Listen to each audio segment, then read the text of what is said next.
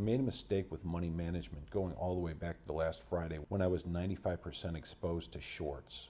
Friday I took 10% out. I probably should have taken more. If not then I should have definitely taken out some on Monday. I took out about 10% here. I didn't take out any Monday, which left me overexposed and jittery. So when the market came in yesterday, I got washed out of my shorts because I had to tighten up my stop losses so that I wasn't too nervous about losing everything, which left me with only 13% exposure in the market when the market sold off today. If I had taken out another 15% here, I would have felt comfortable backing up my stop losses up to the bottom of here, which wouldn't have washed me out. So I would have had an even larger exposure as the market sold off today. As you can see, this pullback that I thought would last a little bit didn't happen. The market decided to sell off right off the bat. I need to short another stock that I think is actually going to run into the ground.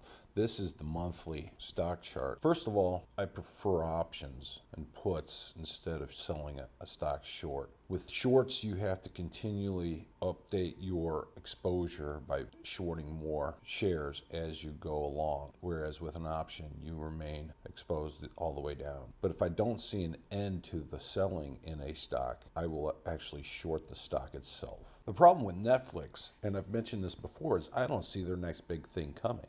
You've got Facebook with Meta and Apple going into the virtual realm, and virtual realm might be the next big thing. Netflix put Blockbuster out of video by streaming videos. Now the problem is that Meta and Apple might do to Netflix what Netflix did to Blockbuster. As you can see, I have a notification here in case it does backtrack here.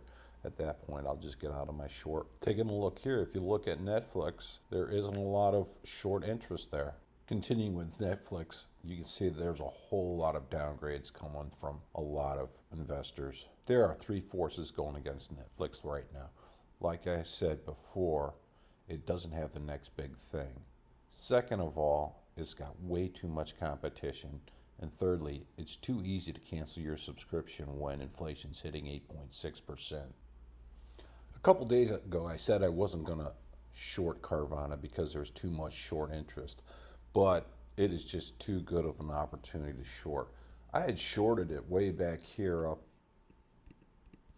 around 150 mark, but I got washed out up here. So I re-entered it. It's never too low. As you can see, I've got a notification here. If it gets that high, I actually have stop losses just above that. Here's a short interest, and it's pretty high, and it's actually come down just a little bit in the past couple of days. I find this really interesting. If you look at the buying, there's a whole lot of inside buying going on. With the large short and all the inside trading going on, all the inside buying, I'm starting to get the feeling that it's the inside trading that's only propping up this stock at this point.